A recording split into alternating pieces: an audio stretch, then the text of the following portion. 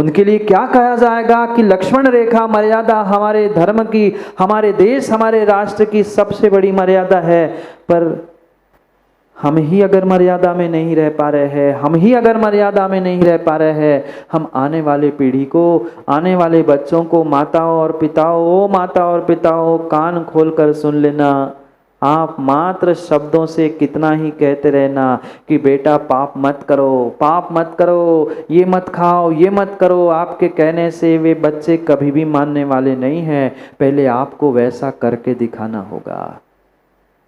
पहले दादा दादी से मैं शुरुआत करना चाहता हूं। माता पिता तो छोड़ दो, दादा दादी ही घर में अगर संयमित नहीं है, माता पिता ही नहीं है, तो फिर बहू बेटे बेटियों से क्या कहा जा सकता है? आने वाले बच्चों से, पीढ़ियों से क्या कहा जा सकता है कि तुम संयम का पालन करो, तुम नियम का पालन कर लो। 10 दिन भी 10 लक्षण के अगर हम संयमित होकर जी नहीं पा रहे हैं, क्या करें? पर क्या करे, क्या करे? आज का इंसान, आज का मनुष्य इस कदर भोगों में उलझ चुका है कि उस भोगों के नाली से 10 दिन भी अपने आप को बचाने का प्रयास नहीं करता है। 10 दिन भी उस सड़े से मोबाइल से चिपकना आज का इंसान नहीं छोड़ पा रहा है। एक युवा से प्रणव सागर ने कहा था 10 दिन है भाई, सोच लो, विचार कर लो। पर सभी का यही कहना था, महाराज 10 दिन मोबाइल से रहित होकर कैसे जी सकते हैं? मोबाइल को छोड़कर कैसे जी सकते हैं? एक आसन नहीं, हम तो उपवास कर लेंगे, 10 दिन उपवास हो जाएंगे, पर 1 घंटा मोबाइल नहीं छूट पा रहा। 1 घंटा नहीं मोबाइल छूट पा रहा है। धिक्कार है उन जीवों पर, धिक्कार है उन जीवों पर कि उनको पुद्गल के उस टुकड़ों पर तो राग है। मेरा मोबाइल। युवाओं आप ही बताओ ना, युवाओं आप तो बताओ ना कि आप अपने पर्सनल मोबाइल को दूसरे के हाथ में देना पसंद करोगे? क्यों? क्योंकि महाराज हमारा पर्सनल मोबाइल है, हमारी पर्सनल लाइफ है। कहाँ पता नहीं उन मोबाइल और उन फेसबुक, व्हाट्सएप, पता नहीं किन किन साधनों के पीछे हम अपने आप को और अपने जीवन को, अपने पुण्य को बर्बाद कर रहे हैं। आते हैं बहुत सारे व्यक्ति और बहुत सारे युवा हमारे पास, कहते हैं महाराज जी हम पुण्य बढ़ाना चाहते हैं, हम लक फैक्टर को बढ़ाना चाहते हैं, कुछ ऐसा कारण बताओ जिससे हमारा पुण्य बढ़ जाए। पुण्य ज्ञानियों तभी बढ़ सकता है, तुम्हारी माला, तुम्हारा जप, तुम्हारा तप माताओं तभी काम में आ सकता है, जब कुछ अंशों में अपने आप को पापों से, भोगों से, विषयों से, वासनाओं से बचाते हुए संयमित करने का प्रयास करो। जहां असंयम है, जहां मर्यादा का उल्लंघन है, आप करोड़ों जाप भी कर लेना, करोड़ों उपवास भी कर लेना, पर संयम नहीं है तो तुम्हारा तप, तुम्हारा जप, तुम्हारा कोई भी धर्म कार्य सफल होने वाला नहीं है। करते रहना घंटों की पूजा, पर उससे कोई कार्य सिद्ध हो नहीं सकता। इसलिए आचार्य भगवंतों ने तप से पहले उत्तम संयम रखा है। उत्तम तप नहीं लिखा। आज कौन सा धर्म है? क्यों? उत्तम तप भी तो कह सकते थे, तप से निर्जरा होती थी, पर तप नहीं। पहले संवर की आवश्यकता है, और संवर मात्र और मात्र उत्तम संयम से होगा। इसलिए उत्तम तप से पहले उत्तम संयम का स्थान रखा है। तप से निर्जरा तो होगी पूर्व कर्मों की, पर पूर्व कर्मों की निर्जरा होने के पहले वर्तमान में आने वाले पापों को, वर्तमान में आने वाले कर्मों को रोकने की आवश्यकता है। और वह शक्ति मात्र और मात्र इस संयम में है। नहीं है शिविरार्थियों आवश्यकता कि आप अपना पूरा जीवन निर्ग्रंथ मुनिराजों जैसे उत्तम संयम से बिताने का प्रयास करो, पर कुछ मर्यादाओं को तो पालन करो। कम से कम जो हमारे जैन धर्म के कुलाचार के 3 नियम कहे हैं, कम से कम उसका ही पालन कर लो। महाराज हमें कुलाचार क्या है यही नहीं पता है, पालन कहाँ से करें? हमें अपने मोबाइल, अपने व्हाट्सएप, अपने इंस्टा, अपने रील से फुर्सत हो तब तो ना। कई सारे इसलिए तो रेलिंग के और उसके पीछे बैठे हैं, सोच रहे। कल कई सारे लोग आए, संजीव भाई कह रहे थे काश अब एंट्री दोगे क्या शिविर में, अब एंट्री चाहिए। अब कई लोगों को शिविर में एंट्री चाहिए। जब समय था, जब गुरु कह रहे थे, सब समझा रहे थे, तब तो हमें मोबाइल दिख रहा था, तब तो पता नहीं असंयम के कितने साधन दिख रहे थे। अब ये इतने 250-300 शिविरार्थी साधना करते हुए, उनके आनंद को, उनके खुशियों को देखते हुए अब उन्हें भी लग रहा है काश हम भी थोड़े से संयमित हो जाते। काश 10 दिन के लिए हम भी अपने आप को थोड़ा सा संयम में बांध लेते तो क्या कुछ नहीं हो पाता। पर तभी समझ में आता है, तभी समझ में आता है जब दुर्घटना दिलीप भाई हो जाती है। हो गई ना दुर्घटना, बाद में ही समझ में आता है, बाद में ही समझ में आता है, बाद में ही समझ में आता है। शुरू में समझाने वाले ने तो समझा दिया, ऐसा बिरला ही कोई होगा जिसको कोई समझाने वाला नहीं मिला। पर फिर भी हर इंसान, हर व्यक्ति यही कहता है काश महाराज जी आप थोड़े से पहले मिलते ना, हम तो क्यों पी के जाए। आपने ऐसे कई सारे जीव कहते हैं महाराज आप थोड़े से पहले मिलते ना तो हम, पर कब तक, जब तक होता नहीं है तब तक कहते हैं, होने के बाद कहते हैं, पर जो होने का समय होता है तब सब भूल जाते हैं, सब भूल जाते हैं, सब भूल जाते हैं। क्यों भोगों के नाली के कीड़े बन रहे हो? क्यों भोगों के नाली के कीड़े बन रहे हो? वो वही कभी नाली के कीड़े को देखा?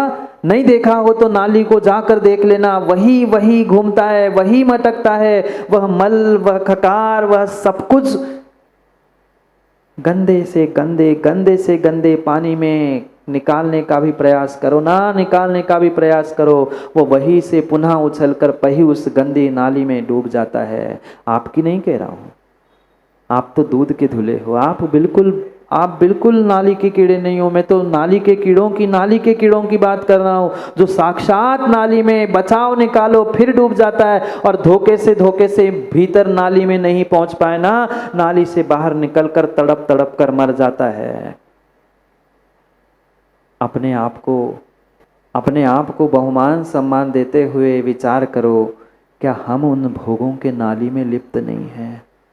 एक इंद्रियों के विषयों में इस कदर लिप्त हो चुके हैं कि उससे उभरने का प्रयास ही नहीं कर रहे हैं। कभी स्पर्शन, कभी रसना, कभी घ्राण, कभी चक्षु, कभी कर्ण, और इन सब से बच पाए तो एकांत में भी बैठकर मन से मन भर पाप कर लेते हैं, मन से मन भर पाप कर लेते हैं।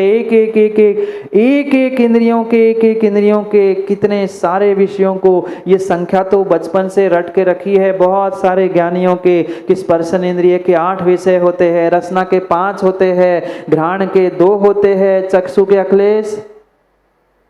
चक्षु के 5 होते हैं, कर्ण के 7 होते हैं। ये सब विषय हमने रट के रखे हैं। 28 विषय होते हैं मन के एक विषय पकड़ते हुए। पर कितने विषयों से हम दूर हो पाए, कितने विषयों से दूर हो पाए। घर में, गृहस्थी में, व्यापार में आप फिर भी भोगों में, विषयों में लगे थे, समझ में आता है। पर थोड़ा सा विचार करें, हम सच्चे देव शास्त्र गुरु के पास भी पहुंचते हैं, वहां पहुंचकर भी भानु हमें इंद्रिय विषयों की ही लालसा है। देख लेना, सबसे अधिक भीड़ चाहे मंदिर हो, धर्म सभा हो, पंखे और कूलर के सामने पास में मिलेगी, अन्यत्र जगह खाली मिलेगी। हम 10 दिन 1 घंटा, आधा घंटा भी अपने आप को संयमित करने का प्रयास नहीं कर पाए। कभी विचार किया उन पर्यायों में शिविरार्थी आप थे, जिस जल का आप दुरुपयोग करते हो, उस जलकायिक अवस्था में भी आप थे।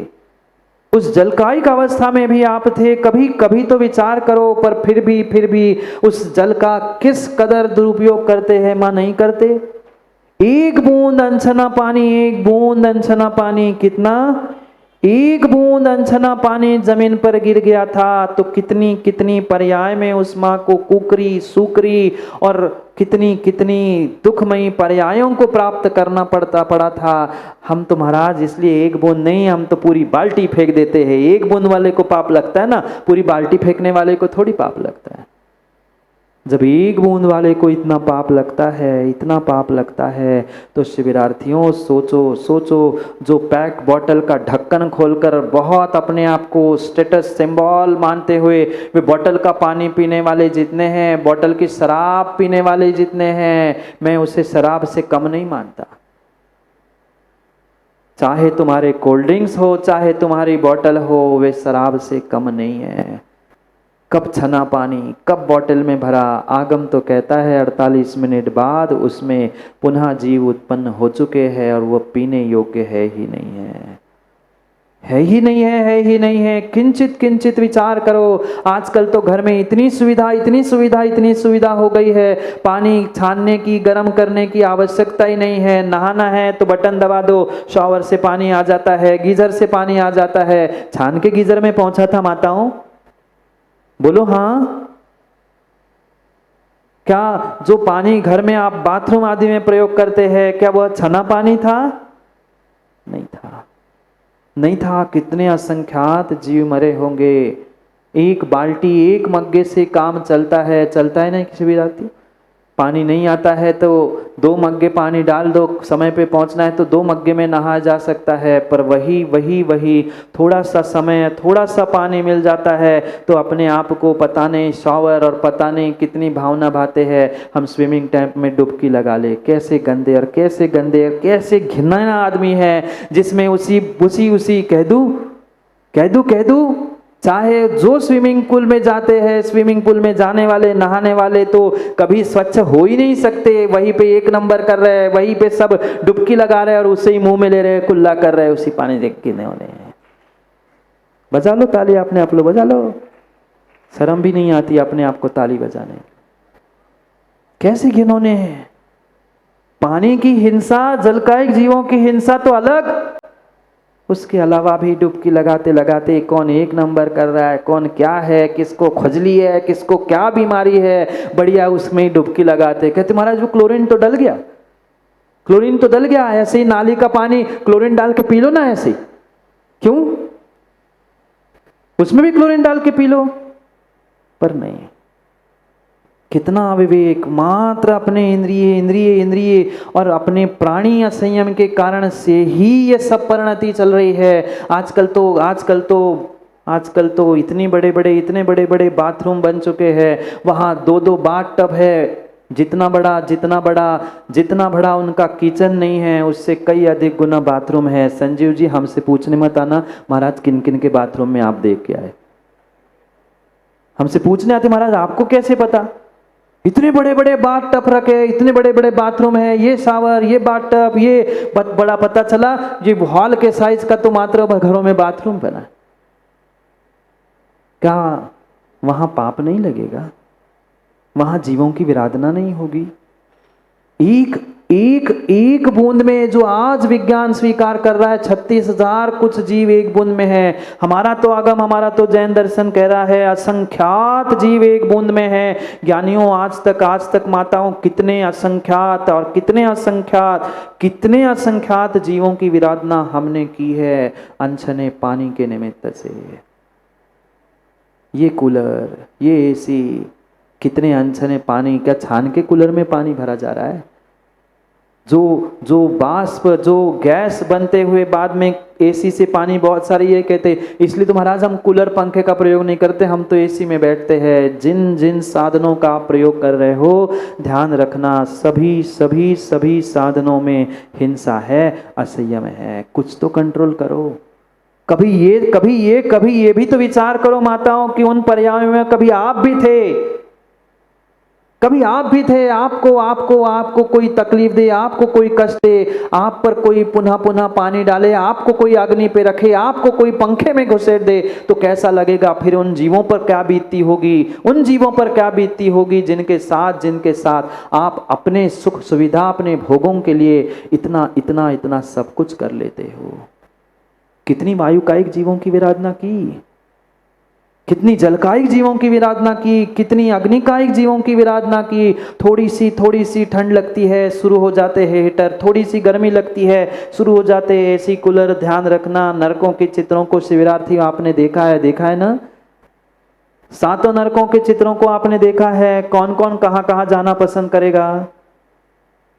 जिनको ठंडा चाहिए वो ठंडे में चले जाओ, नीचे नीचे के वह 3 नरक नीचे नीचे ठंडे है, ऊपर ऊपर गर्म है। जिनको गरम गरम चाहिए, गरम गरम चाय चाहिए, ठंडे ठंडे कोल्ड ड्रिंक्स चाहिए, वे वहां अपने अपने स्थान निर्धारित कर लो, निर्धारित कर लो। चाहे तुम्हारा कोई भी द्रव्य हो, चाय हो, कॉफी हो, ध्यान रखना वो बहुत बड़ा जहर है, बहुत बड़ा जहर है। और ये विदेशियों की चाल थी। स्लो पॉइजनिंग करते करते उगती चाय जरूर यहाँ पे थी, पर उसका आविष्कार करके पिलाना तुम्हारे लिए उन अंग्रेजों ने सिखाया। कॉफी में भी टेनिन नाम का ऐसा अशुद्ध द्रव्य है जो आज अधिकांश लोगों को कैंसर हो रहे हैं, ये चाय कॉफी के कारण से हो रहे। लोग ये कहते हैं कि हमने तो तंबाकू खाई नहीं है, देखी नहीं है, सूंघी भी नहीं है। ये एक से बड़ा एक जहर है। पियो, खूब चाय कॉफी पियो, गरम गरम पियो, खूब ठंडा पियो। सबकी व्यवस्था पहले ही प्रकृति ने करके रखी है। जिसको जैसा चाहिए उसको वैसा नरक मिलेगा। ठंडे वालों को ठंडा और गरम वालों को गरम। कहाँ जाना है? ठंडे में कि गरम में? विचार कर लो। चुन चुन के कूलर के सामने कुर्सी पहुंचती है, खिसक के पंखे के नीचे पहुंच जाते हैं। कोई देखे ना, ऐसे बैठ जाते हैं कि समझ में ही नहीं आए किसी को समझ में आए न आए। श्रवण बेटा, भगवान के ज्ञान में सब कुछ झलक रहा है, भगवान के ज्ञान में सब कुछ झलक रहा है। हम अपने स्वयं के बारे में सोचे, कितना पाप और कितना पाप मात्र भोगों के कारण से और मात्र इंद्रियों के विषयों के कारण से प्राणियों का असंयम करते हुए हमने किया है। खड़े हैं जमीन पर, कुछ काम नहीं, कुछ मन नहीं है। माँ बैठे बैठे कई बार उस भूमि को भी खोद देते हैं। बैठे 2-4 पौधे दिखे, पौधे के डाली तोड़ दी, पत्ते तोड़ दिए, लकड़ी के टुकड़े कर रहे हैं। ये सभी असंयम हैं। निर्जीव वस्तु कोई भी आप बैठे बैठे टुकड़े करते हो ना। बैठे बैठे मंदिरों की चटाई कैसे टूटी? बोलो ना माँ। बैठे बैठे मंदिर की चटाइयां कैसे टूटी? अपने आप से तो नहीं टूटी। कहीं ना कहीं बैठे बैठे हाथ की ऐसी आदत होती है, हाथ चलता है, मुंह चलता है, और जहां जहां हाथ मुंह चलता है वहां टुकड़े होना निश्चित है। वो मंदिर की चटाइयां भी तुम्हारे हाथों से टूटी है क्योंकि तुम्हारा असंयम था। आचार्यों ने लिखा है, मुनियों के प्रतिक्रमण में लिखा है, अजीव निर्जीव वस्तु की भी अगर मेरे द्वारा साधना हुई हो तो वो मेरा संयम है। तस्मिच्छामि दुक्कडम।